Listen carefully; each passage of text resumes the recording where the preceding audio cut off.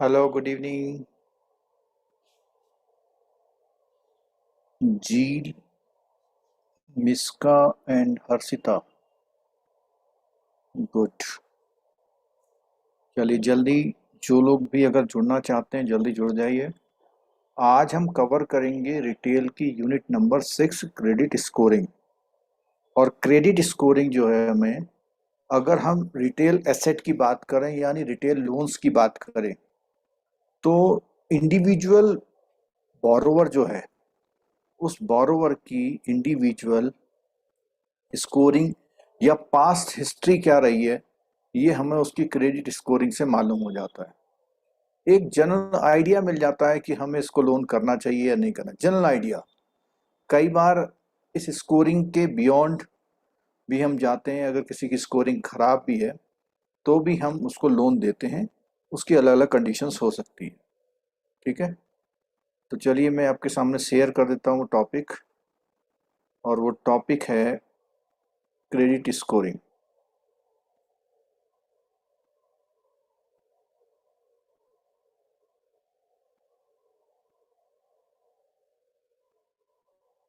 आज कोशिश करेंगे, इस क्लास में हम दो टॉपिक कवर करेंगे।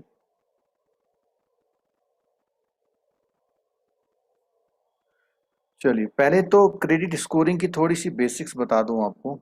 जो क्रेडिट स्कोरिंग है, उसके लिए आप लोगों ने कुछ आउटसोर्सिंग या other third party software use करते हैं।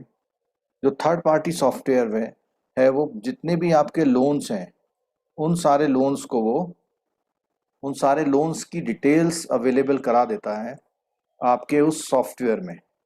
उसके अकॉर्डिंग वो सॉफ्टवेयर उनकी past repayment history, past loan taking, past inquiry, ठीक है, ये सब देखते हुए एक स्कोरिंग देता है।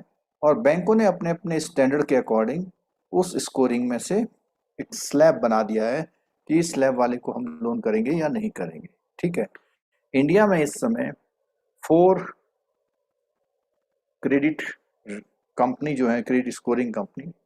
ठीक है, और इसमें आप लोग एक बात सुनिएगा, credit rating is different thing.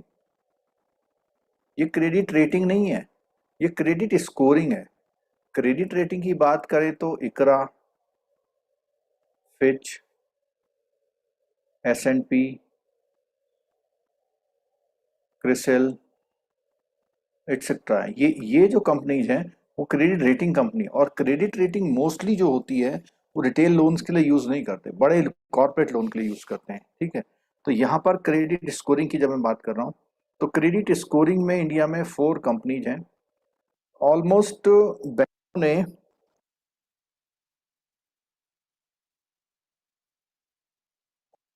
तो इसमें देखते हैं कौन कौन से हैं। सबसे प्रोमिनेंट, जो आपको एकदम से मुंह में बोलते हैं तो सिबिल का नाम आता है।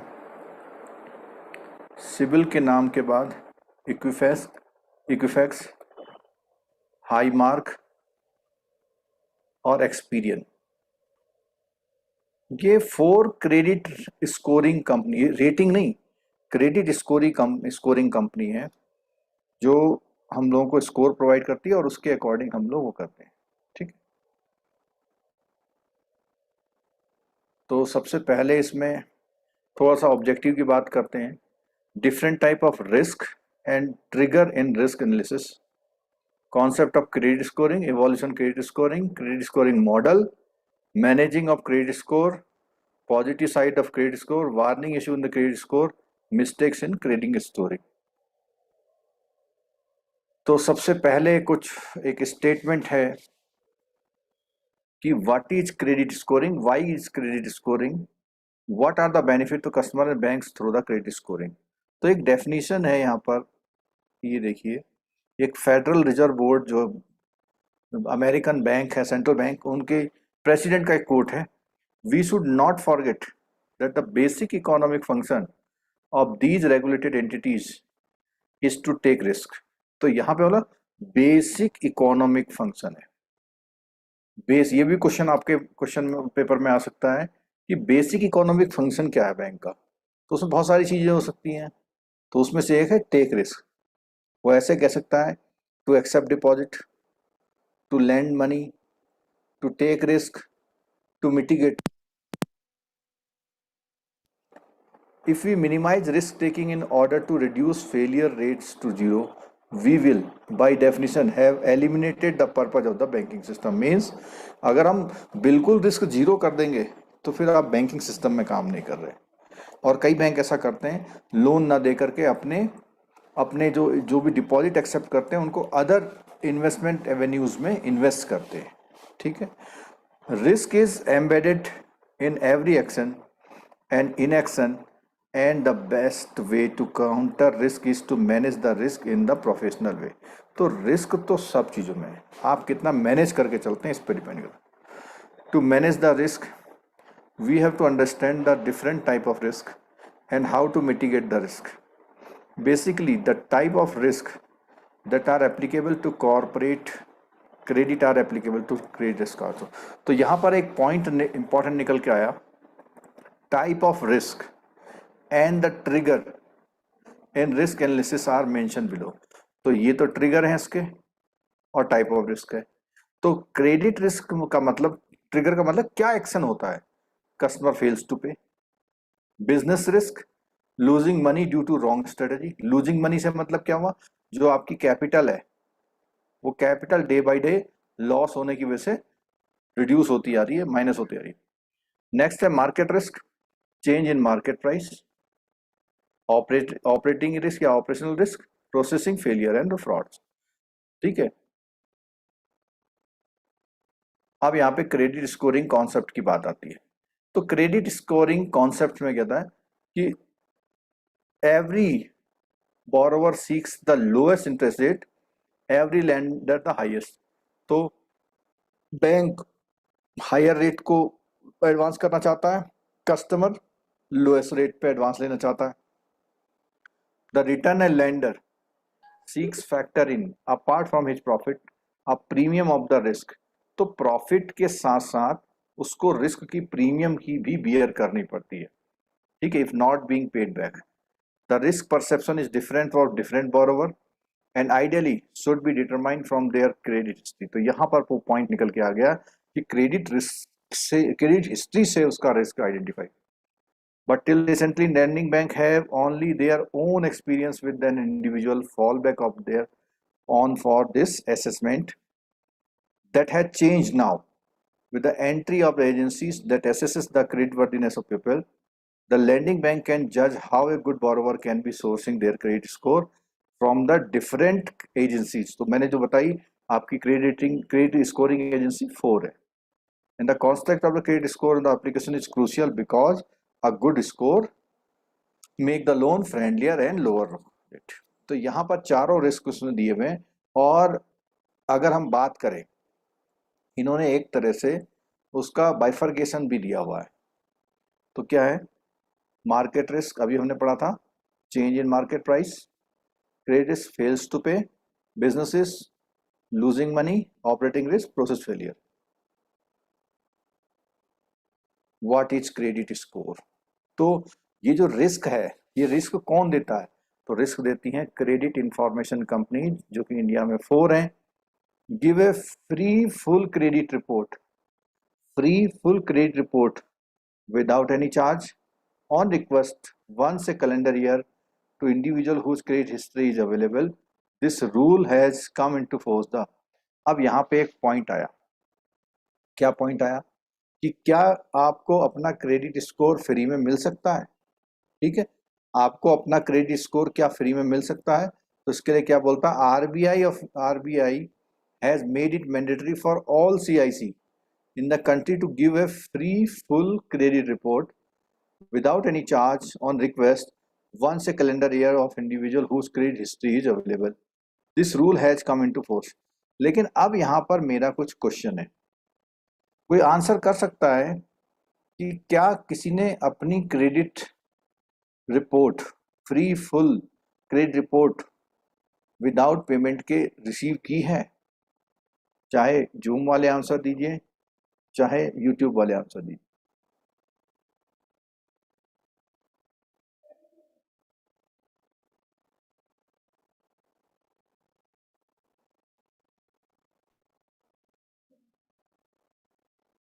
आंसर दीजिए भाई।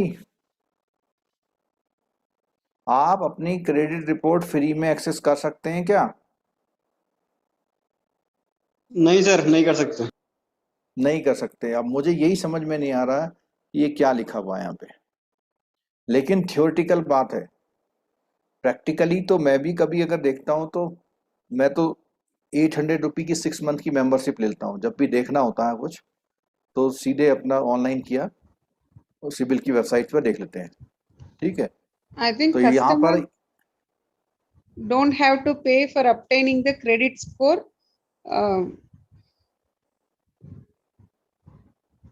we do not, we don't have to pay any fees for getting the scores, yes, sir. Customer but don't here have. it is written Anyways, free full organization has credit to report. pay. To individuals whose credit history is available.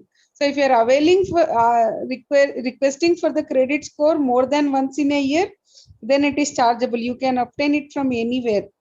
But if you are Okay, means requesting for more than once, then your the means minimum charge. once a calendar year of individual on request once, or calendar year to individual whose credit history is available. So it means your means is that you can take this free for only one time One time. in a calendar year. Yes, sir. Okay. So it means sir I have used 2 or 3 times. Bankers को तो free में ही मिलता है। Sir, फिर ठीक bank है, charge good क्यों लेता है सर फिर इसका? है। बैंक वाले जब किसी का सिविल निकालते हैं कस्टमर को चार्ज लेते हैं उस पे। नहीं, वो एक अलग इशू है। ये हम देखो, आप जब इसको कोई भी टॉपिक पढ़ते हैं, एक प्रैक्टिकल है, एक थ्योरी है। और हम लोगों का वहाँ प्रॉब्लम यही आता है कि हमारे बैंक में तो ऐसा होता है, थ्योरी में क्वेश्चन ये पूछा है तो हमें थ्योरी भी बिल्कुल एट पार लेके चलनी है। तो जैसे मैम ने भी क्लियर किया कि once you can take this free, तो आप लोग चेक करिएगा और बताइएगा कल को क्या ऐसा होता है या नहीं होता सिविल की वेबसाइट से। ठीक। A credit score takes a snapshot. अब देखो पॉइंट आ गया, snapshot of the customer credit report and through advanced analytics turn the information to 3 digit number 300 से 900 तक। ठीक है। RBI is directed to ensure the CIR in respect of the borrower furnish the credit institution incorporate all credit information available all module। तो ये RBI ने confirm उसके compulsory किया हुआ किसके लिए? क्रेडिट इंस्टीट्यूशन के लिए। They have to provide all the information of the borrower. Evolution of the credit scoring. तो ये कोई वैसा थ्योरेटिकल क्वेश्चंस है, इसमें अगर कोई इम्पोर्टेंट होगा तो वो देखते हैं ना। साउथ कोरिया से कहाँ से ये सब हुआ, कोई वो नहीं है। ठीक है। What is the credit good credit score? तो सम बैंक्स में perceive 700 is good, some banks are financing in 650 also. ठीक है। तो गुड स्कोर 700 प्लस है। An objective thing like the credit score will not only help the banks to reduce default but also make loan disbursing faster, improve operational efficiency and bring cost down। अच्छा, ये एक question है मेरा, credit score mitigate what kind of risk? Credit risk, operational risk and market risk. My question is credit score mitigate, mitigate means कम करता है, credit risk, market risk और operational risk.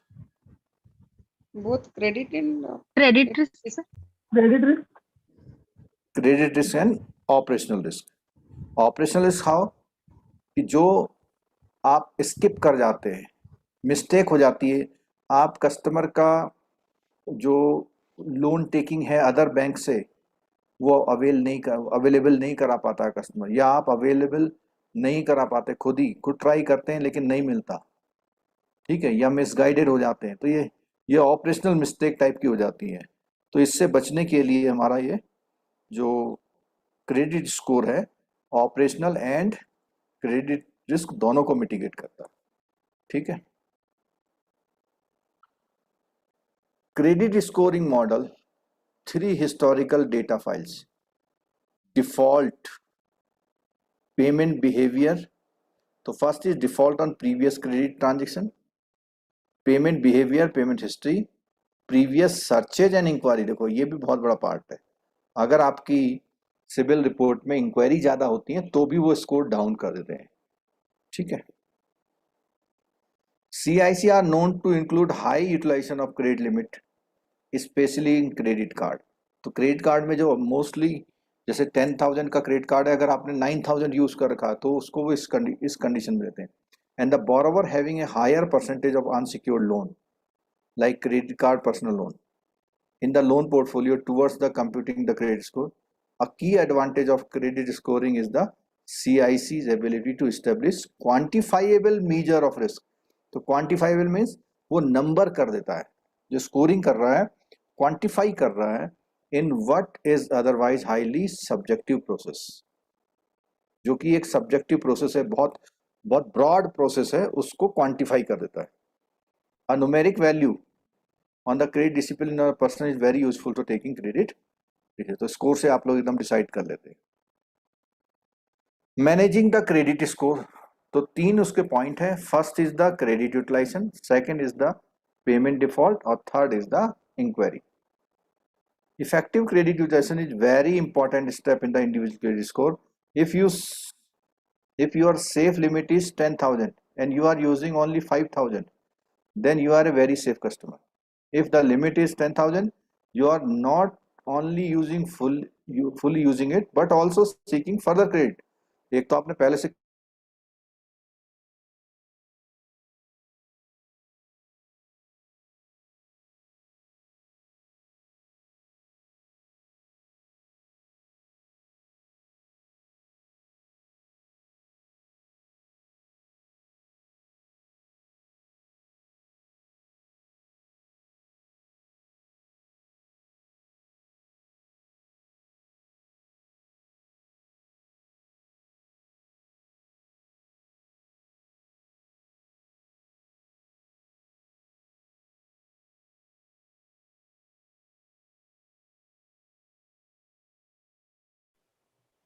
जरा वेट करिएगा।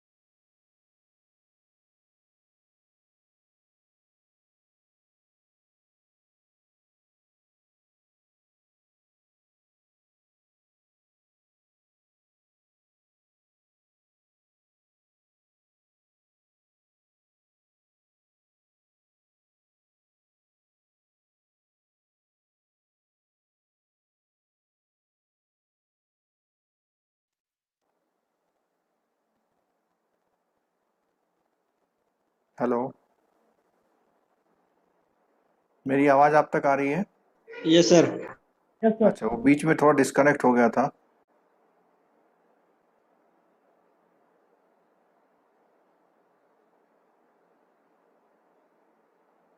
दस सेकंड दीजिए मुझे, जरा सेटिंग कर।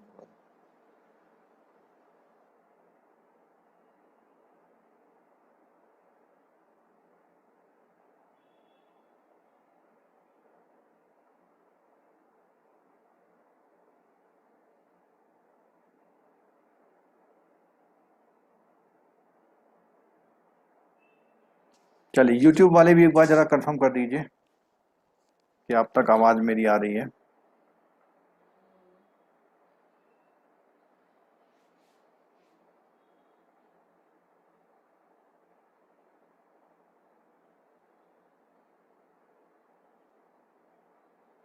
एक क्वेश्चन पूछा हुआ यूट्यूब में आदित्य जी ने, sir why in SBI West Bengal needs high credit score. तो ऐसा हो सकता है कि वहां का जो ट्रेंड है हाई क्रेडिट स्कोर है लेकिन फिर भी डिफॉल्ट के रेट ज्यादा है। तो ये अपना बैंक का अपना एनालिसिस हो सकता है, बैंक की अपनी रिसर्च विंग होती है कि उसके जो डिफॉल्ट अकाउंट्स हैं वो कौन कौन से क्राइटेरिया में डिफॉल्ट कर रहे हैं। ठीक है, चलो नेक्स्ट हम पहुंचते हैं आगे।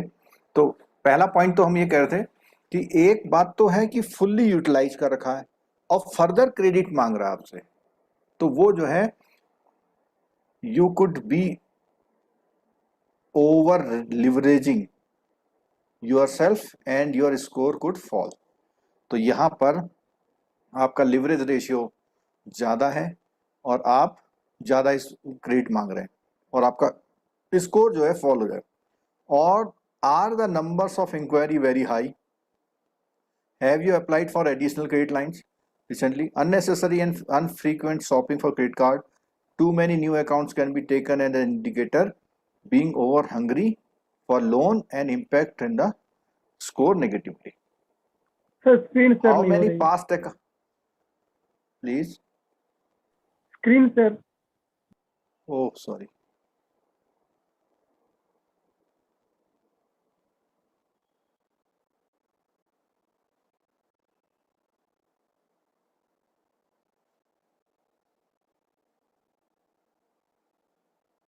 Okay.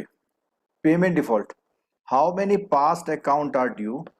By how many days and by how much? The fewer the better. Trade attributes. Third है ट्रेड एट्रीब्यूट्स।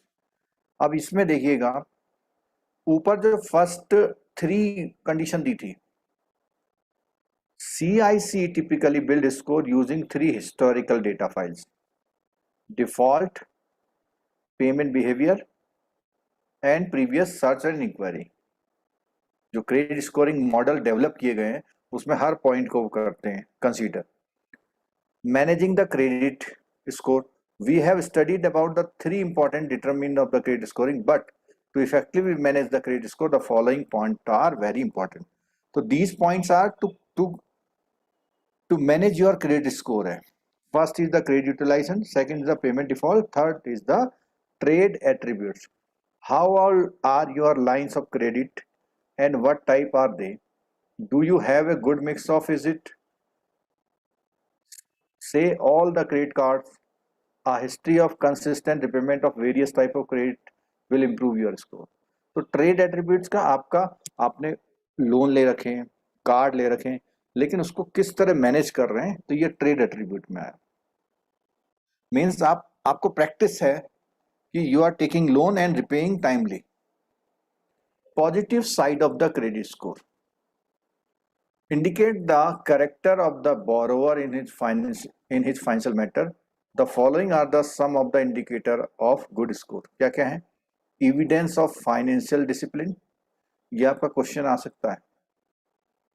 ठीक है, इंडिकेटर गुड स्कोर के indicator, evidence of financial discipline, if the borrower has defaulted once or twice due to reason beyond their control, those would show up as a clear aberration in an overall consistent payment history. Third, the longer of the credit history, the better. The lender assessment presumably improve as he gets bigger spans of repayment. One should be judicious about closing old account and opening new ones। तो मैं अपने बारे में बताता हूँ कि एक बार एक हाउसिंग लोन अप्लाई किया, तो मेरी जो सिविल रिपोर्ट थी वो civil report was of 84 pages. 84 page, तो वो एकदम से जो मार्केटिंग बॉय था, इतनी लंबी 18 ईयर पुरानी तो ये जो पॉइंट है वाला लॉन्गर क्रेडिट हिस्ट्री वाला, तो मैंने उनको बोला कि मुझे 18 ईयर्स से बैंक फाइनेंस कर रहे हैं और कंटिन्यूअस कर रहे हैं, तो it is a good sign. तो यहाँ पर थ्योरेटिकली भी बिल्कुल लिखा हुआ है, लेकिन हम लोग जो क्रेडिट ऑफिसर हैं या ब्रांच मैनेजर हैं, कभी भी किसी की भी बड़ी रिपोर्ट आती है तो हम घबरा जाते हैं कि यार इसको लोन दें या ना दें। लेकिन जिसकी 1 पेज की रिपोर्ट होती है, आप उसको जल्दी से लोन दे देते हैं। क्या उसके डिफॉल्ट होने के चांसेस नहीं है? किसी का स्कोर -1 भी आता है।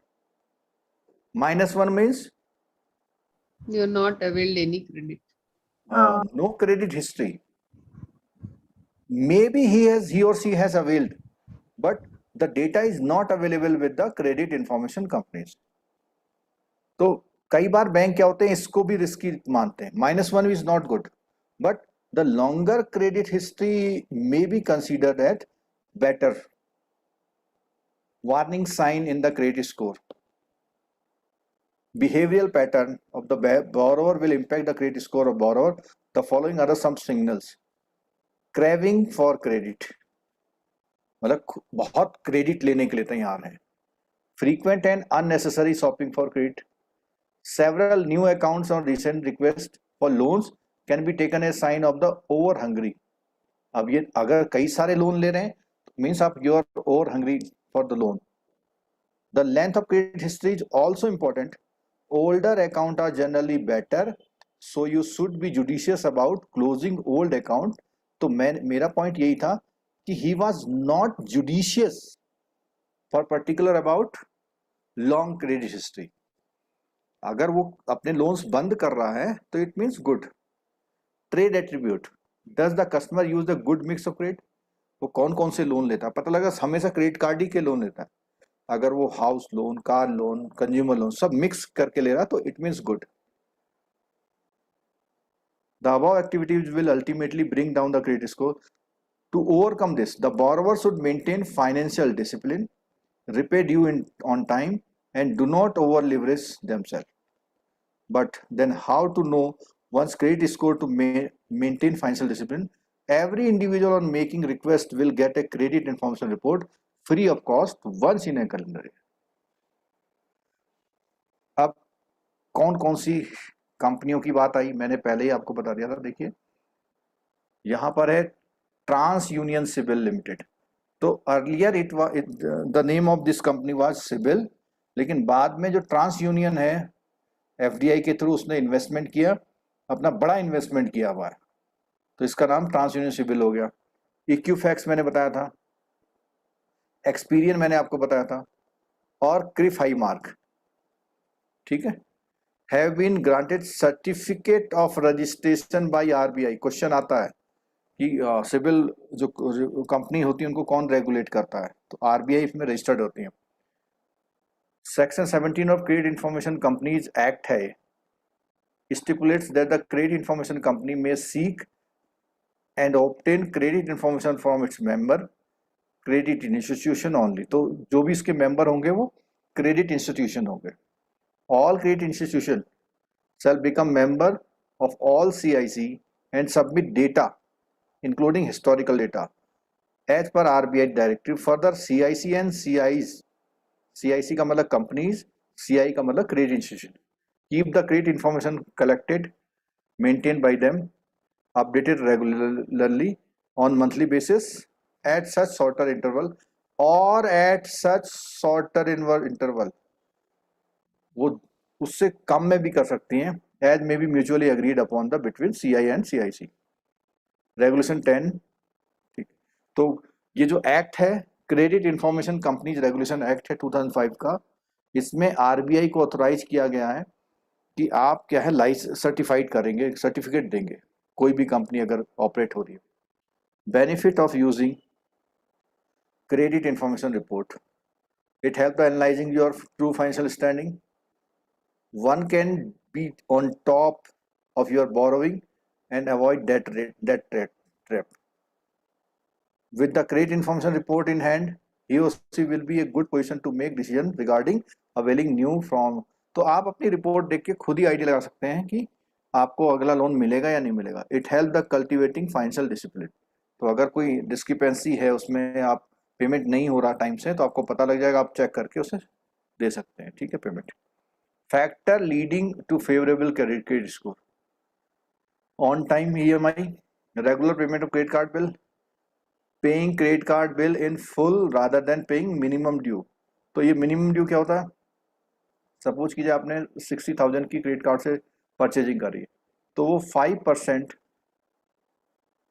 कहते हैं केवल 3,000 दे दीजिए, 3,000 आप दे दीजिए, बाकी 57,000 चलेगा, लेकिन बाकी 57,000 में आपका वो रेट ऑफ इंटरेस्ट लगेगा जो 36% या 48% हो सकता है। तो उसमें बोले जो पूरा पेमेंट करते हैं क्रेडिट कार्ड बिल का वो अच्छे हैं।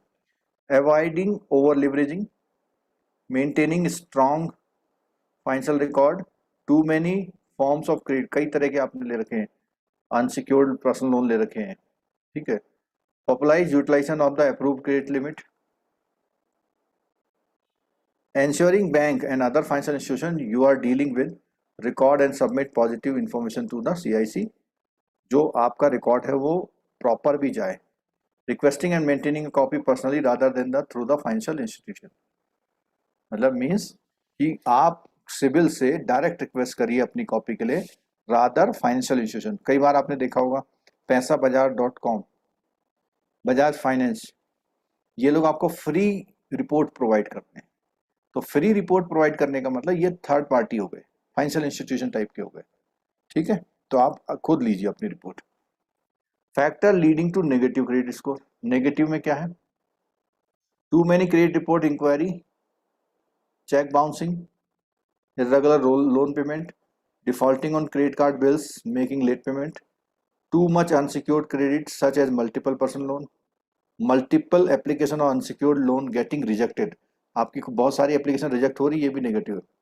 डिफॉल्टिंग एज ए गारंटर, कई बार आप गारंटर होते हैं तो गारंटर का भी सिविल रिपोर्ट में इम्पैक्ट आता है।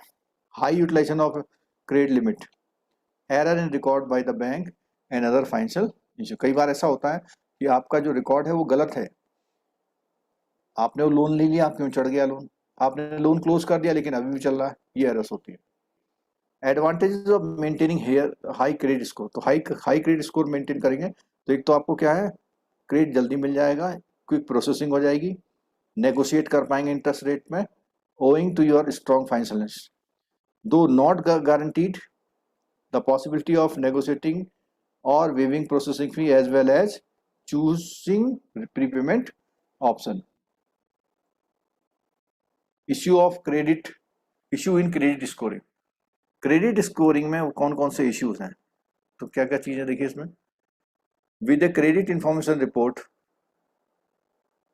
in place, responsible customer can expect faster and more competitive service at better terms, rates from banks and other credit company based on the information available CIC, they issue report.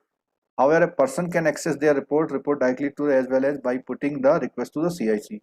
One can then go through their report and if any error found, they can notify the bank and CIC. तो कभी आपका issue आ रहा है credit scoring में report में, तो आप उसको कर रहे हैं। मिस्टेक इन क्रेडिट स्कोरिंग, कई बार मिस्टेक भी हो जाती है, तो क्या होता है, कंफ्यूजन ऑफ नेम्स। जैसे सपोज ये डेटाबेस में आपने देखा सुरेंद्र कई सारे हो सकते हैं, इवन उनका एड्रेस भी एक होता है, इवन उनकी डेट ऑफ बर्थ भी एक हो सकती है। तो कई बार कॉमन डेटा से वो कंफ्यूजन से वो एक ही डेटाबेस ट्रीट करता है, तो आपके में दो लोन दिखा देगा। Things can go haywire if a person with your name has defaulted and all his default get recorded in your file, ठीक है। ह्यूमन इनपुट एरर, तो जब CIC की रिपोर्ट बनती है तो उसमें जो ह्यूमन इनपुट कर रहे हैं वो कहीं पे एरर से डाल सकते हैं। आइडेंटिटी थेफ्ट, ये भी बहुत होता है, कई बार क्या होता है, आपका पैन कार्ड आपका सब कुछ लेके आपके नाम से लोन ले लेते हैं। राइट फ्रॉम ए पेटी shopkeeper who swipe your card several times to sneak an unofficial payment or track credit card detail, which can exploit to a terrorist who wants to access a billionaire account in the remote corner of the world. तो आपकी details जो होती हैं जब आप use करते हैं अपने इंफॉर्मेशन को क्रिएट, और तो वो थेफ्ट हो सकती हैं। Troubleshooting credit score, the step of seeking clarification in your credit. क्या होगा, सबसे पहले आप बैंक को कांटेक्ट करेंगे, that decline a credit card or loan application on the basis of your poor credit. Ask them for a clarification of poor credit, पूछिए कि क्यों मेरा क्रेडिट स्कोर लेस है। The bank will provide you the control number, तो जो control number होगा उस control number के बेस पे आप credit report of the credit आप उसको लिखेंगे CIC को। Share the information on the credit report that is responsible for your poor credit, तो बैंक जो है प्रोवाइड करेगा। Provision are available in the website of the CIC for resolving dispute, तो उसमें ग्रीवांस रिड्रेसल बोलते हैं या डिस्प्यूट रिड्रेसल बोलते हैं या रेज और डिस्प्यूट होता है। The control number is a 9 digit unique number. अच्छा, ये जो है इसमें थोड़ा सा मुझे डाउट लग रहा है, मुझे तो ऐसा लग रहा है कि जो कंट्रोल नंबर होता है इससे ज़्यादा होता है बड़ा। किसी को याद है कंट्रोल नंबर कितना बड़ा होता है?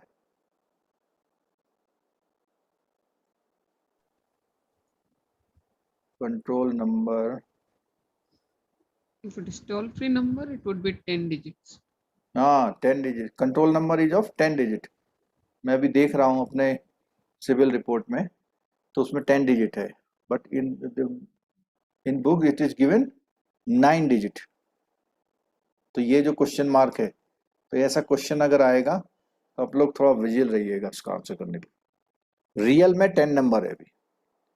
that help to track the individual credit report from CIC database. The control number is generated when the banks pull out your credit report on a requirement basis. The control number is a unique number which is generated every time any bank.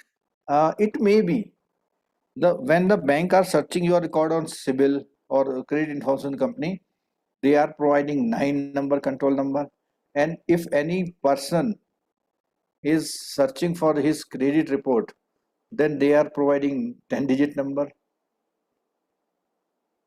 Can it be?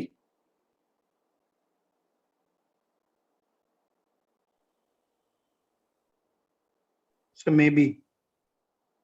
Maybe ना। hold. जो bank में भी loan में काम कर रहे हैं, उसको मैंने देख लिया एक।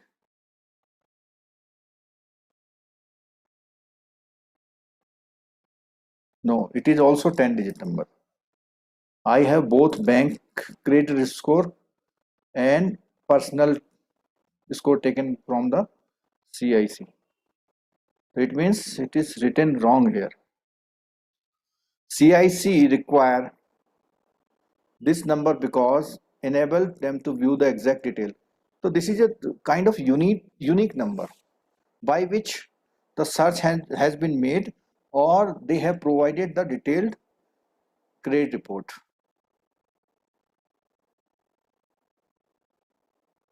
Check your progress. The credit score model are based on model. There are two things. One is model and another thing is improving your credit score. Default, payment behavior, previous searches. और जो improving वाला point था उसमें C point क्या था? Trade attribute. ठीक है, first A और बी, ए और बी तो सिमिलर थे ना उसमें। एक बार देख लेते हैं, रिवाइज कर लेते हैं, क्वेश्चन जब आएगा तो वहां पर याद नहीं आएगा आपको। Payment default, first is credit utilisation, payment default and trade attributes. Credit utilisation and payment default.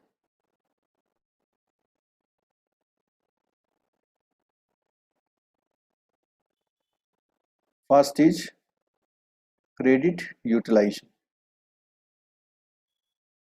and second is payment default. This is for improving of your credit score. and this is a credit score model. 1, 2, 3. The answer is correct. The most common mistake in credit card score will be due to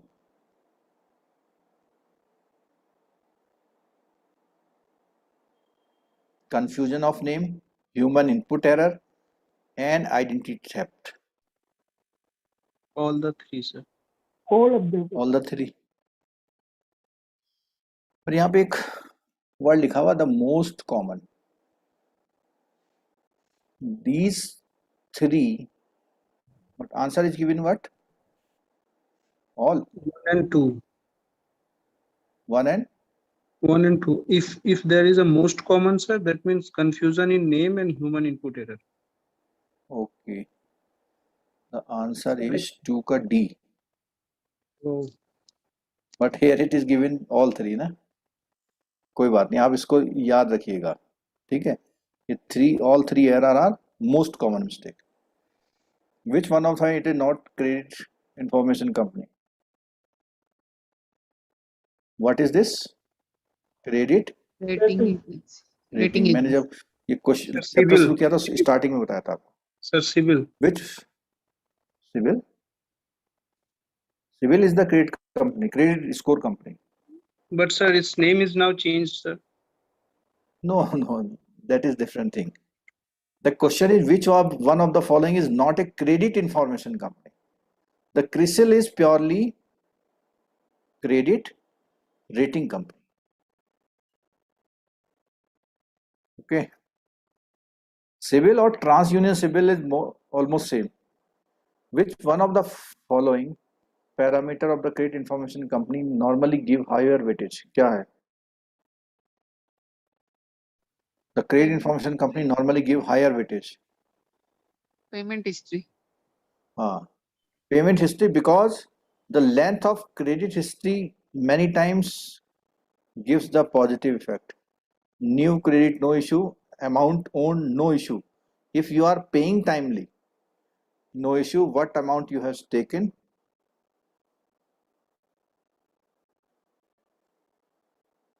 Now we will start the next topic. Wait for a while.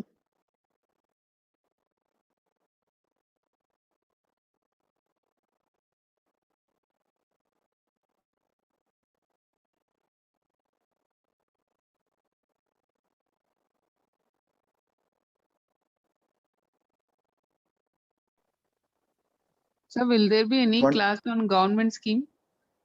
No.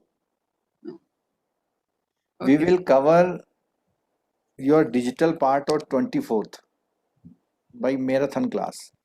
Okay, sir.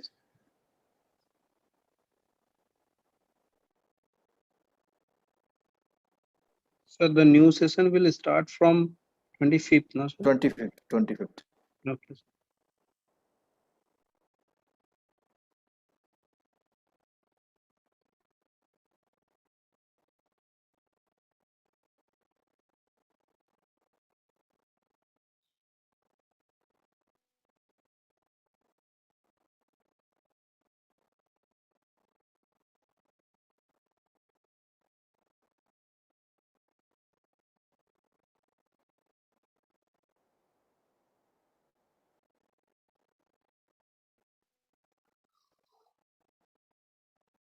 The next unit is important retail asset product, means all type of loan product is given here.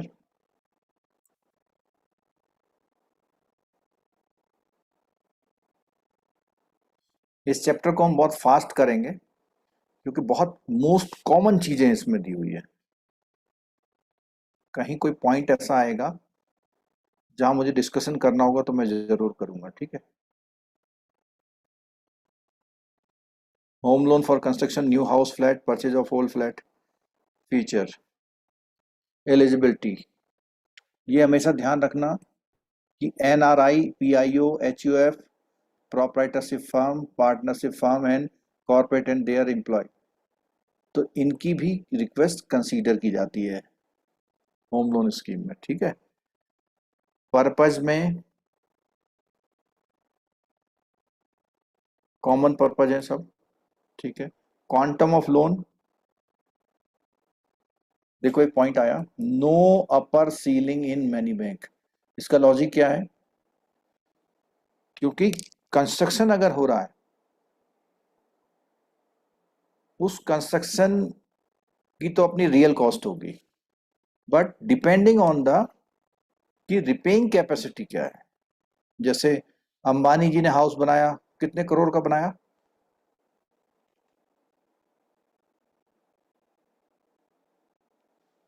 400 crore का। वो भी चाहते हैं तो bank से loan ले सकते थे। तो बैंक में लोन देने में अपर सीलिंग नहीं है, केवल आपका रिपेइंग कैपेसिटी होना चाहिए। ठीक है।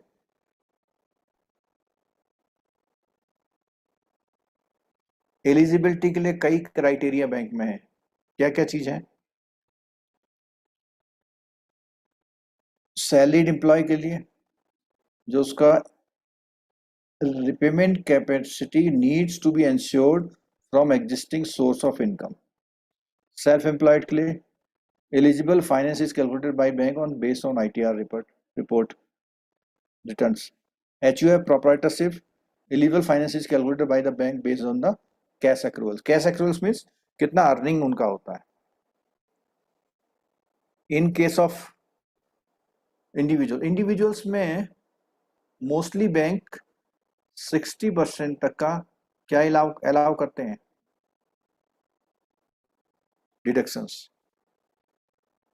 Net take home not be generally less than 40% in case of housing loan, or in case of personal loan, what is this? 50%. But the high income applicant, lesser take home pay, even 15% of the gross income is considered by the bank. Means कि जैसे मैं example कर देता हूँ, अगर suppose कीजिए annual income is 6 lakh and annual income is 20 lakh, इसको monthly convert करते हैं। रुको, 60,000 एंड 3 लाख, तो 40% is for personal use, means 24,000, and for the higher income group that may be 15,000, it is coming to 45,000. तो 45,000 वाला अभी भी ग्रेटर वैल्यू में है। इवन उसका जो 15% का टेक होम यानी 85% टूवर्ड्स लोन रिपेमेंट दे सकता हो। ठीक है। मार्जिन, इसमें जो ये क्राइटेरिया दिया हुआ है 10, 20, 25, ठीक है। ये बैंक इसी क्राइटेरिया को हम लोग LTV value, loan to value बोलते हैं। लोन टू वैल्यू कैसे निकलती है? सपोज कि 60 लाख का लोन लिया हुआ है और 80 लाख का वैल्यू है, तो कितना हो जाएगा लोन टू वैल्यू? 75%। और अगर 50 लिया उसने तो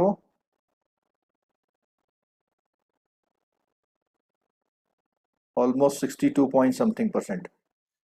तो कौन सा वाला लोन इसमें गुड है ये बताइए? फर्स्ट लोन इज गुड और the second loan is good?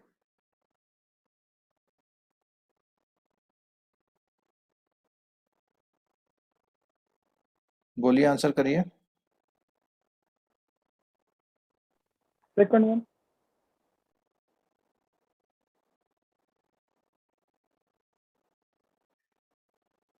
क्या बोला आपने answer? Yes, second one is good. Less LTV is good. Less LTV is good. Means borrower is participating with more money. Out of 80 lakh value, he is taking only 50 lakh loan. Out of 80 lakh property, he is taking 60 lakh loan. Right?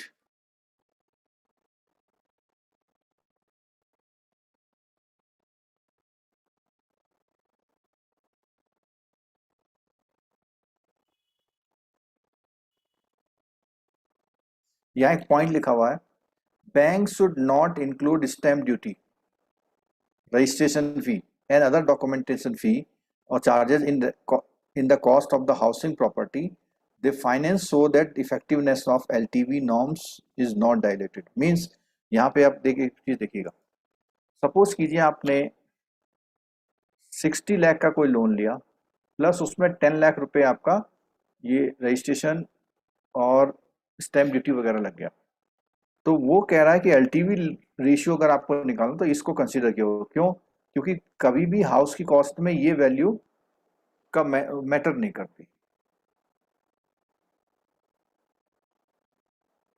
ये common feature है इसमें कुछ।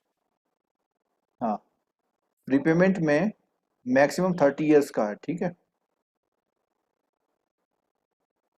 और एक और चीज है, loan to the normally repaid before the date of retirement in case of salaried person, before attaining 65 year in case of the others. उनके लिए 65 ईयर तक जा सकते हैं।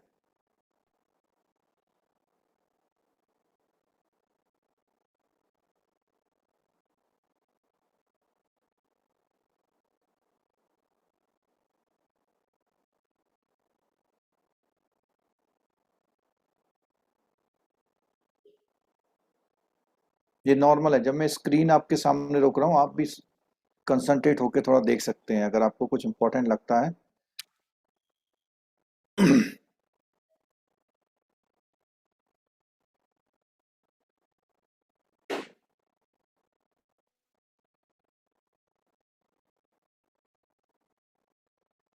ये पर्पज है एक्वायर करने के लिए लैंड, ठीक है, within a period as may be laid down by the individual bank. Purchase construction है, कंस्ट्रक्शन सेकेंड हाउस भी है।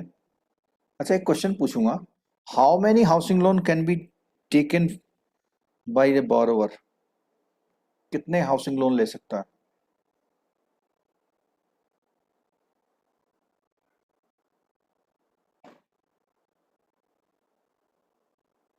अल्टरेशन एडिशन भी शामिल है। Supplementary finance within overall ceiling of the carrying out the alteration addition repair of the house flat already finance by the bank. वो एक loan पे दोबारा लोन ले सकता है एक हाउस पे। सप्लीमेंट्री फाइनेंस अगेंस्ट पारी पासू और second mortgage charge over the property already mortgage in favour of the other. तो ये वाला डिस्कशन हमने कल किया था कि अदर लेंडर पहले से अगर उस पर मॉर्गेज क्रिएट किए हुए हैं तो दूसरा भी उसके साथ, दूसरा बैंक उस पर भी एडिशनल चार्ज लगा सकता है। हाँ, मुझे क्वेश्चन का आंसर नहीं मिला कि मैक्सिमम हाउसिंग लोन कितने ले सकता है। नो लिमिट, वो 10 हाउसिंग लोन भी ले सकता है। 3 है? ले सकता है सर, 3 ले सकता है। कितना? 3 3? 2 रहा है। Yes sir. अगर वो दूसरे बैंक से ले लेगा एक तो एक बैंक में 3 होगा। हाँ सर। ठीक है, एक बैंक में 3 होगा। देखो यहाँ पे एक पॉइंट लिखा हुआ था, purchase of housing to let it out on rental basis on account of his posting outside headquarter or because he has been provided accommodation by. तो कई बार वो रेंटल पर्पज के लिए भी ले सकता है। तो एक बैंक किसी पर्टिकुलर बंदे को 3 हाउसिंग लोन से ज्यादा नहीं देता होगा, लेकिन अदरवाइज कोई लिमिट नहीं है। Okay sir.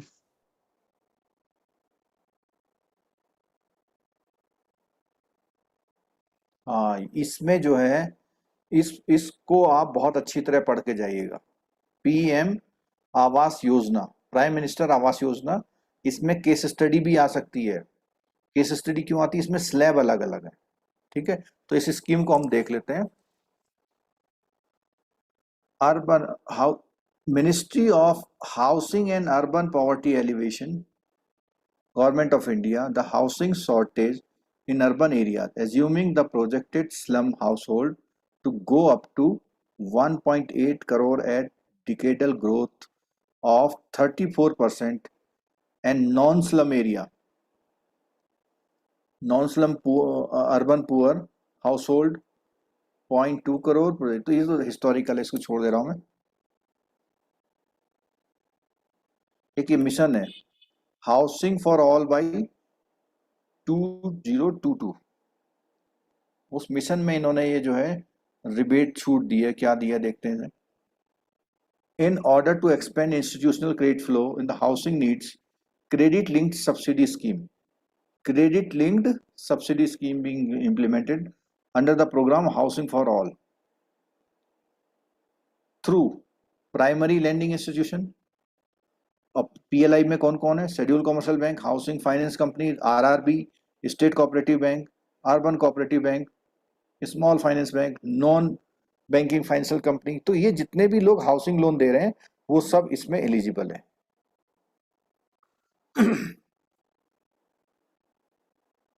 PLI have to enter into MOU with Central Nodal Agency, Housing and Urban Development Corporation, National Housing Finance Board, Bank have been identified as Central Nodal Agency to channelize this subsidy to the lending institution and monitoring the progress for this component. Credit linked subsidy will provide the home loan taken by eligible urban poor for acquisition, new construction, acquire करने के लिए, new construction करें और addition of rooms. इसमें तीनों में facility है। The eligible target group of economically weaker section और लोअर इनकम ग्रुप। तो these were the initial target group. Middle income group इसको भी जो है further brought into MiG 1 and MiG 2 और मिग के लिए 19 से इफेक्टिव हो गई। इंटरेस्ट सब्सिडी मिलती है इसमें, ठीक है। यहां पर इसको आपको बहुत अच्छी तरह कर लेना चाहिए। ये एक स्ट्रक्चर दिया हुआ है। देखो इंटरेस्ट की सब्सिडी कितनी है? अप टू 3 लाख का इनकम क्राइटेरिया अगर आपका है तो 6.5% है। किन के लिए है? EWS के लिए। LIG के लिए भी 6.5 है। MIG के लिए, MIG 1 के लिए 3 है। तो MIG 1 को क्या बोला हुआ है? 6 to 12 लाख और उसको बोला 12 to 18 लाख। तो आप लोग मोस्टली किस में आ रहे हैं? MIG 1 में आ रहे हैं। और ये जो है LIG वाला 3 to 6 लाख वाला है, ठीक है। तो इसमें क्या है beneficiary? A beneficiary family will comprise husband, wife, unmarried son, unmarried daughter. The beneficiary family should not own a पक्का हाउस। तो इसमें कंडीशन है कि आपका ऑलरेडी कोई पक्का हाउस नहीं होना चाहिए। An adult earning member can be treated as the separate household subject to the he does not own a पक्का हाउस। तो एडल्ट अर्निंग मेंबर का मतलब है अगर आपके 4 बेटे हैं, चारों अर्निंग मेंबर हैं तो चारों अलग अलग हाउस ले सकते हैं, ठीक है। मैक्सिमम लोन टेन्योर सबके लिए कितना है? देखो 20 है, देखना आपकी बुक में। Yes, sir. Loan tenure can be longer than the tenure fixed for subsidy depending on the products designed by the PLI. Maximum loan eligible amount eligible for subsidy 6 lakh, 6 lakh, 9 lakh and 12 lakh. Maximum loan amount eligible for subsidy. The beneficiary can avail a higher amount of loan than the maximum amount eligible for subsidy. The rest of the loan will be non-subsidy. ये point clear हुआ आपको? Suppose कीजिए कि किसी ने 60 लाख का loan ले रखा है, तो 60 लाख के लोन के लिए जो 12 लाख तक का लोन है उसमें तो उसे सब्सिडी मिलेगी, 48 में उसे सब्सिडी नहीं मिलेगी, ठीक है। अगर ये MIG 1 ग्रुप का है तो कितने % सब्सिडी मिलेगी उसे? सपोज कीजिए 8% पर उसको हाउसिंग लोन दिया हुआ है तो उसको इतने पार्ट पर 4% की सब्सिडी, यानी उसको इफेक्टिव रेट कितना होगा? 4% लगेगा इफेक्टिव, और बाकी पार्ट पर से 8% लगेगा। ये पॉइंट क्लियर हुआ? सर बेइंग एम्प्लॉयज को भी सब्सिडी सर है? बेइंग एम्प्लॉयज को भी सब्सिडी मिलेगी इसमें? बैंक एम्प्लॉय वहां सब्सिडी लेने जाएगा ही नहीं। क्यों बताओ? क्योंकि ऑलरेडी सर वो रिबेट Subsidized है। rate of interest. सब्सिडाइज होता है ना। Yes sir. आप कहोगे बैंक वाला स्कीम सही है, क्योंकि उसमें प्रिंसिपल पहले पेमेंट करते हैं। कितना परसेंट है आजकल? 4% में मिल रहा है 6 पे। 5.5 है सर, भी होगी 5.5, 5.5. हाँ 5.9. ठीक है, डिफरेंट हो सकता है, लेकिन उसमें पहले आप प्रिंसिपल पे करते हैं, कंपाउंडिंग नहीं होता आपका, नहीं होता है ना। तो अगर कंपाउंडिंग नहीं है तो नो इट सर, नहीं मीन्स होता। वो इफेक्टिव 3 के आसपास आ जाएगा। और सेकंड चीज ये है कि अगर आप कॉमर्शियल स्कीम में लेते हैं तो बैंक एम्प्लॉय भी कवर हो जाएगा। अगर आप कॉमर्शियल स्कीम में लेते हैं, बैंक की स्कीम में नहीं लेते तो। ये एरिया है 30, 60, 120 एंड 150। ये फैक्ट एंड फिगर्स हैं, आपको याद रखनी है, ठीक है। Based on the loan disburse of PLI to the beneficiary, the CNA will release the subsidy। ये है नोडल एजेंसी। CNA का फुल फॉर्म क्या था?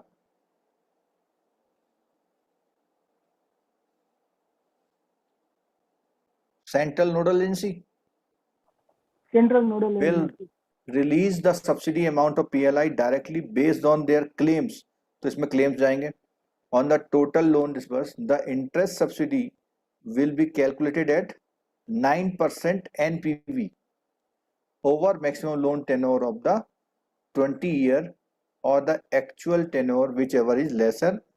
तो यहां पर NPV की बात आ रही है, 9% NPV। अगर सपोज किसने 18 ईयर के लिए लिया हुआ है तो 18 ईयर के हिसाब से निकालेंगे आप।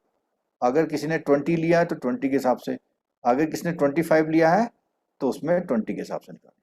तो मैक्सिमम 20 है, लेस देन जो एक्चुअल टेन्योर उस पर हो सकती है। The amount will be created in the PLI to the borrower account upfront on the receipt of subsidy from CNA by deducting it from the principal loan amount of the borrower। तो आप क्या है, customer अपना repayment कर रहा है, जैसे ही subsidy आएगी तो उस दिन जो भी उसका बैलेंस है उसमें से उतना अमाउंट डायरेक्ट माइनस हो जाएगा, ठीक है। अब ये जो पॉइंट आया इसमें, subsidy will be calculated at 9% NPV, इसका मतलब कोई बता सकते हैं?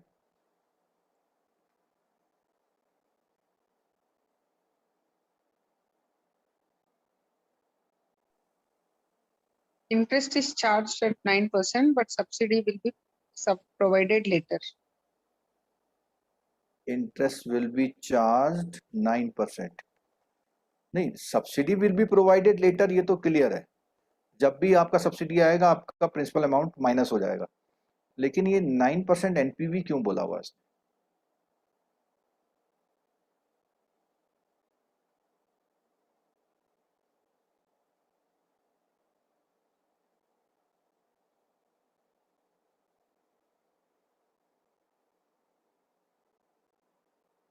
चलो यहां मुझे अभी क्लियर नहीं हो रहा ये पॉइंट क्या है।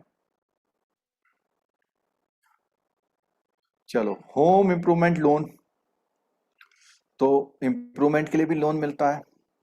इम्प्रूवमेंट के लिए लोन के लिए मार्जिन जो है 20 to 50% है, और फाइनेंस डिपेंड करता है बैंक के repair, renovation, upgradation, painting and other repairs, ठीक है। अच्छा, इम्प्रूवमेंट लोन और लोन फर्निशिंग दोनों में डिफरेंस है क्या कुछ?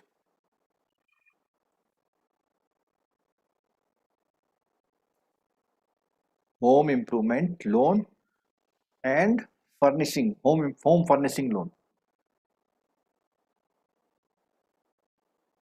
होम फर्निशिंग लोन होता है जिसमें आप कंज्यूमर ड्यूरेबल गुड्स अपने हाउस में परचेज करके लाते हैं, और इम्प्रूवमेंट में जो हाउस का स्ट्रक्चर है उसमें इम्प्रूवमेंट होना, थोड़ा सा डिफरेंस है, ठीक है। रिपेयर वाले में 3 मंथ होता है। ये आ गया जो मैं बता था, उसको होम डेकोर या होम फर्निशिंग बोलते हैं, ठीक है। तो फर्निशिंग में क्या है? For furnishing of house flat, उसमें आपका फर्नीचर है, इंटीरियर डेकोरेशन है, AC है, डाइनिंग टेबल है, ये सब चीजें आती है। मॉरिटोरियम इसमें भी 3 मंथ। अब नेक्स्ट आया प्रोडक्ट कौन सा? Auto vehicle loan.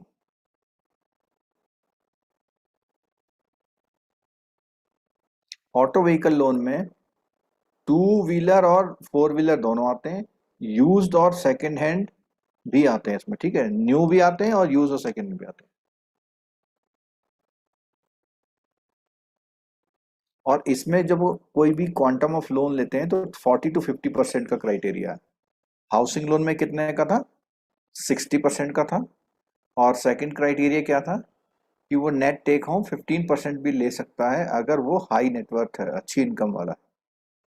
मार्जिन में इसमें न्यू के लिए 10% है और सेकेंड हैंड के लिए 25 to 30% है। इसमें आप हाइपोथिकेशन करते हैं, ठीक है। Moratorium, normally no moratorium. यहाँ देखिए रिपेमेंट है, तो फोर व्हीलर के लिए मोस्टली 7 ईयर है, टू व्हीलर के लिए 5 to 6 ईयर है। कॉर्पोरेट या फर्म लेती तो 5 ईयर है। सेकेंड हैंड के लिए 3 ईयर है। और इसमें एक रूल और है, सपोज कीजिए 2 ईयर ओल्ड व्हीकल ले रहे हैं तो क्या करते हैं 7 - 2, तो इसका रिपेमेंट कितना बताते हैं 5।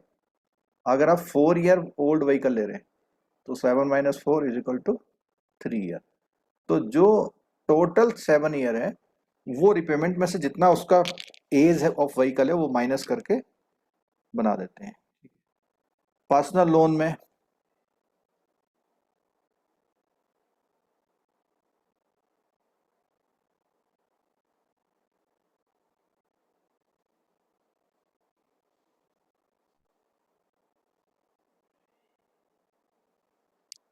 पर्सनल लोन में demand loan, term loan, overdraft किसी भी टाइप का हो सकता है।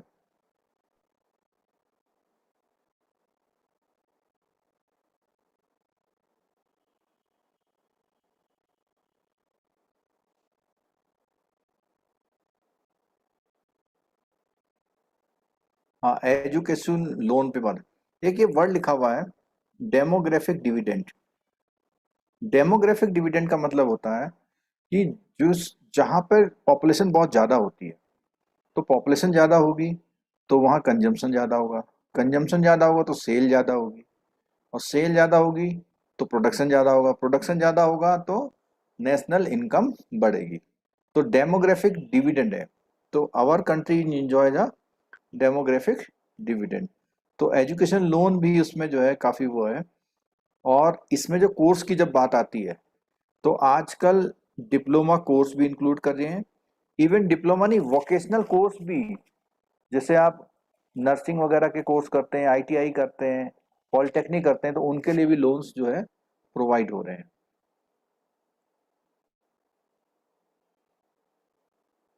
Quantum of loan 10 lakh in India, 20 lakh for abroad है। हाँ, इसमें ये रूल है आरबीआई का, 4 लाख तक कोई मार्जिन नहीं, 4 लाख के बाद 5% और 15%। और अगर आपका 7.5 लाख है तो इस कंडीशन में 7.5 लाख से ऊपर बोलता है eligible for credit guarantee coverage. तो जो क्रेडिट गारंटी कवरेज की स्कीम होती है इंश्योरेंस की, 7.5 तक के लाख के जो इंश्योरेंस लोन्स हैं वो इसमें कवर होते हैं।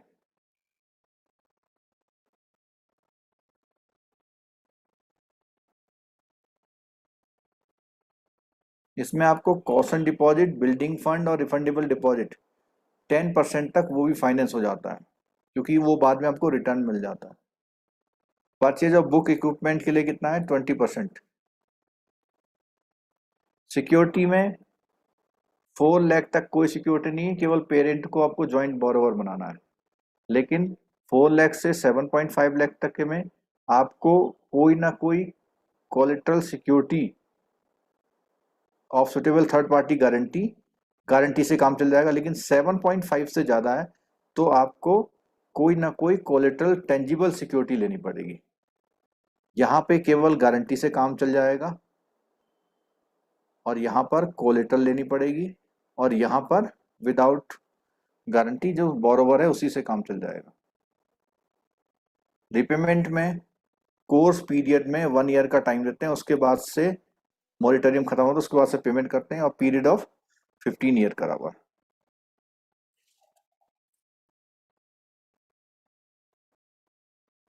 No prepayment penalty.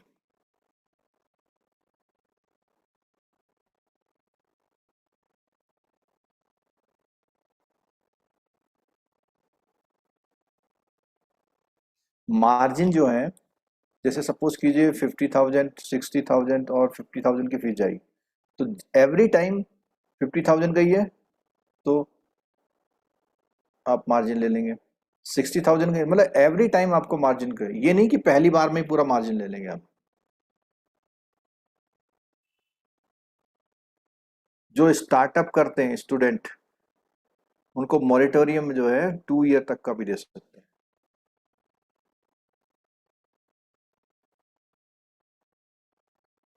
एक पॉइंट आया, if student not able to complete the course within the schedule time, extension time for the completion of the course may be permitted for maximum 2 year. 2 साल में उसे कोर्स पूरा करना होगा।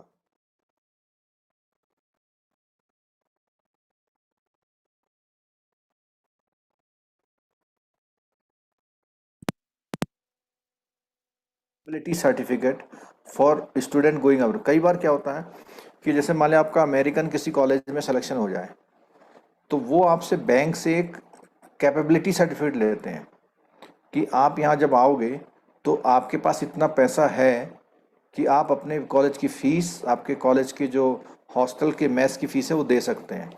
तो उस कंडीशन में वो कैपेबिलिटी सर्टिफिकेट इशू कराता है। 1% interest concession may be provided if interest is serviced during the study period। अगर केवल आप इंटरेस्ट देते रहते हैं सर्विस पीरियड में, जब आप स्टडी पीरियड में, तो 1% का कंसेशन मिल जाएगा आपको। एज का कोई रेस्ट्रिक्शन नहीं है।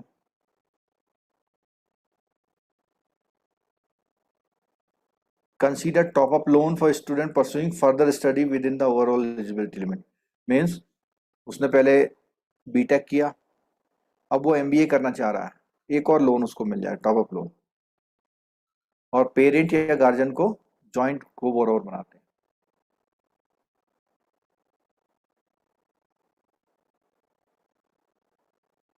प्रायोरिटी सेक्टर में एजुकेशन लोन कितना आता है? प्रायोरिटी सेक्टर में कितने तक का एजुकेशन लोन आता है? 10 lakhs. 10 lakh. और इसमें कोई भी डोमेस्टिक स्टडी या अब्रॉड स्टडी से कोई वो नहीं है वहाँ, पहले ये रूल था। अब क्या ओवरऑल जो है कितना कर दिया है?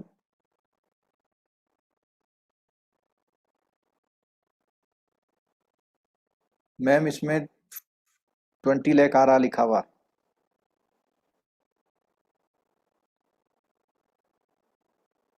अब ओवरऑल 20 लाख कर दिया है।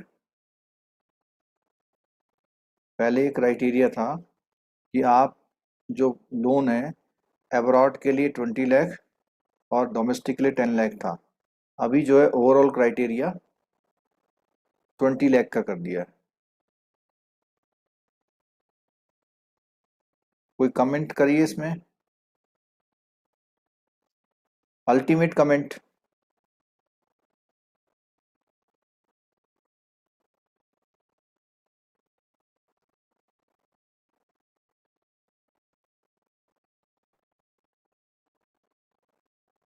कोई कमेंट नहीं आ रहा। ये मैंने यहाँ क्वेश्चन लिख दिया है, आप लोग चेक कर लेना, ठीक है। चलो, student can make application for an education loan through Vidya Lakshmi portal manage by NSDL e government infrastructure limited. Portal is linked with the schedule bank. The portal is gateway to the bank through which a student can proceed further. The portal has facility to tracking education loan right from the inception of the loan application to the, मतलब पूरा उसका system जो है online हो गया है। Central sector interest subsidy, तो इसमें क्या है, एजुकेशन लोन में जो इकोनॉमिकली वीकर सेक्शन है उनके लिए सब्सिडी भी प्रोवाइड की गई है। और सब्सिडी का क्या है, the benefit of the scheme would be applicable to those students belonging to economically weaker section with an annual gross parental family income upper limit is 4.5 lakh।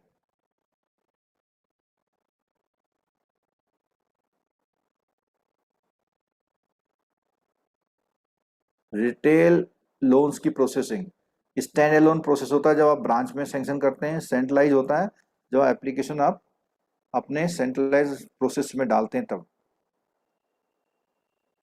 Some of the names, तो loan processing cell के name retail loan factory, retail loan hub, retail loan processing centre, retail asset processing centre RACPC बोलते हैं, और retail loan branches.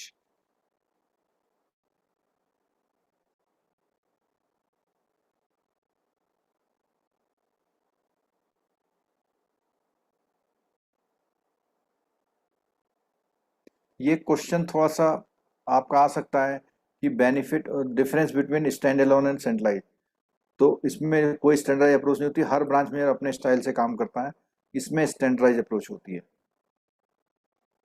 और इसमें turn around time का काफ़ी impact होता है, यूनिफॉर्म प्रोसेस होता है इसमें। अप्रेजल स्टैंडर्ड जो होते हैं यूनिफॉर्म एंड इम्पर्सनल, इम्पर्सनल का मतलब जितने बोरोवर सबके लिए एक होता है।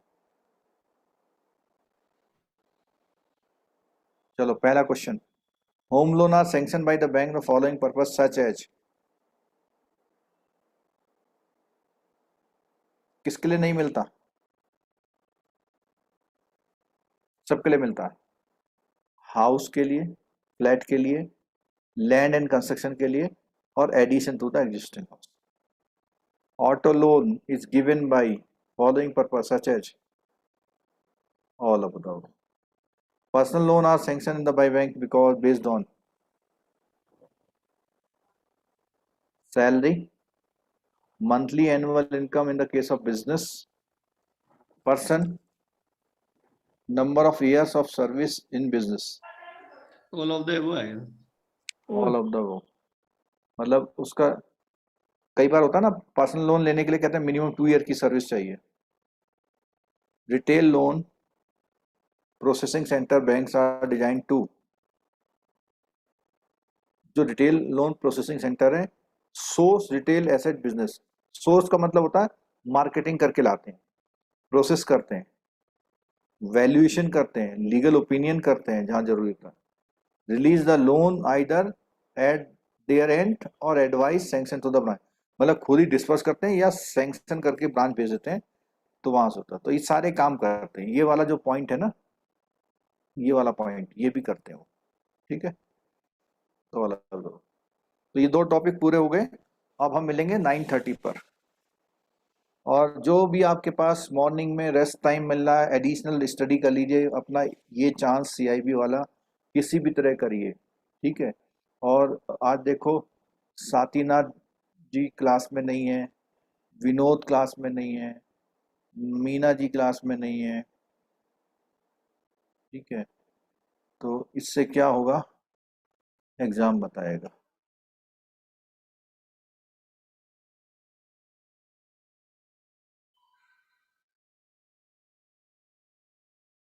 हितेश चौहान जी, आपके मार्क्स कितने आए हैं एग्जाम में? दिए था एग्जाम आपने? हाँ सर 45 46, तो आपका तो चांस है भी। इसीलिए तो सर लगे मन लगा तो पढ़ते किसी भी हालत में निकल जाए। हाँ नहीं तो थोड़ा सा मेहनत कर लीजिए, क्या पता निकल जाए ना। आपको चाहिए 59 मार्क्स ना। 59 पे। हाँ, खासकर से जो स्कीम्स वगैरह है ना उस पर भी थोड़ा ध्यान दे दीजिएगा, टाइम लगाइए, 1 आध दिन की छुट्टी ले लीजिए। तो 2 दिन की साथीनाथ छुट्टी जी का भी शायद ऑलरेडी यही है। 2 दिन की छुट्टी ऑलरेडी डाल दी है लास्ट। हाँ लेकिन छुट्टी का मतलब पढ़ाई करिएगा। हाँ ओके सर। अच्छा है, हो जाए, नेक्स्ट टाइम नहीं पढ़ना पड़ेगा, नहीं तो फिर नेक्स्ट टाइम भी पढ़ना पड़ेगा ना। नहीं सर इसी बार में करना है।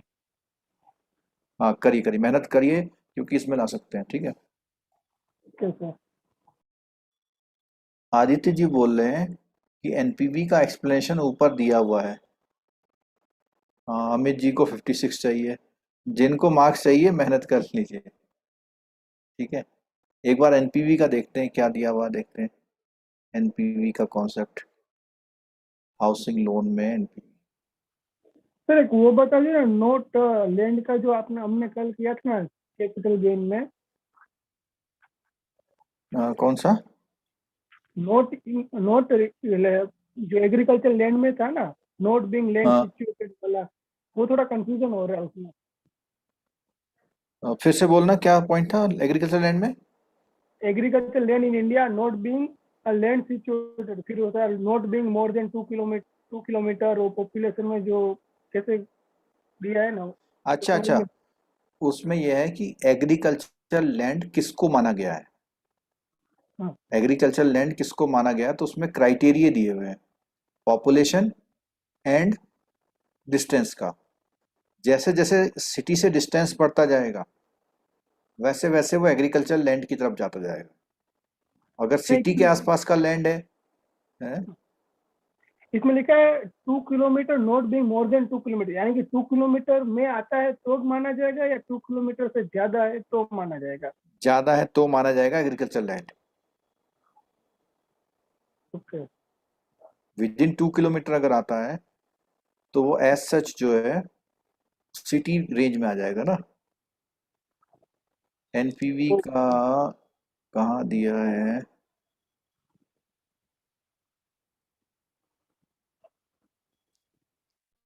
पता नहीं, इसमें दिखाई तो दे नहीं रहा।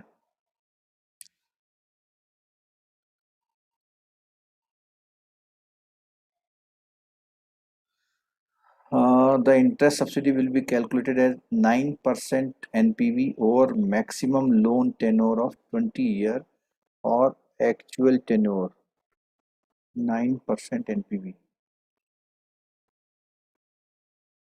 NPV net present value नहीं, मुझे कहीं क्लियर नहीं हो रहा इसमें। सर चलो, आज कौन कौन सा टॉपिक पढ़ाया अभी? कहाँ थे आप? अरे सर बैंक से लौटे 8 बजे में। अरे बाप रे, आज मैंने 6 और 7 यूनिट किया हुआ है, इजी यूनिट था, सिबिल और रिटेल एसेट प्रोडक्ट। ठीक है। ठीक है सर, ठीक और है। 9:30 में फिर उसके आगे वाले टॉपिक कवर करेंगे। ठीक है ना? Okay okay sir. आप तब रहिएगा।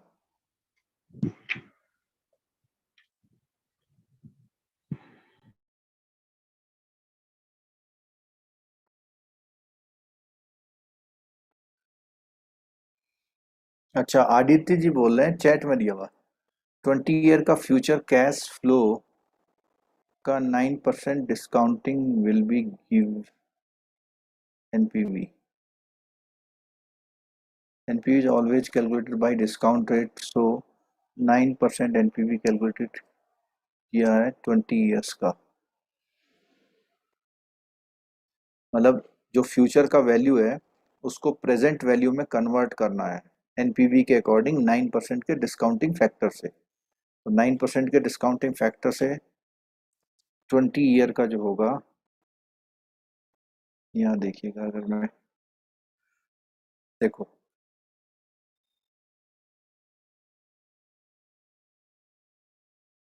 जो डिस्काउंटिंग फैक्टर होता है 1+r/100n, तो इसमें हो जाएगा 1+r का मतलब 9%, 1+9/100 का 20, ये फैक्टर यूज किया जाएगा एनपीवी के लिए 20 ईयर के लिए।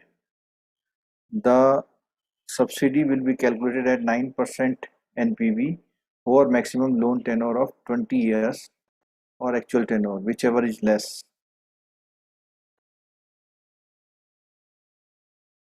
चलो, मुझे भी इतना ही क्लियर हो, आदित्य को मेरे ख्याल से आता है ये पॉइंट ना। चलिए ठीक है, मेरे आगे भी मिलना है हमको।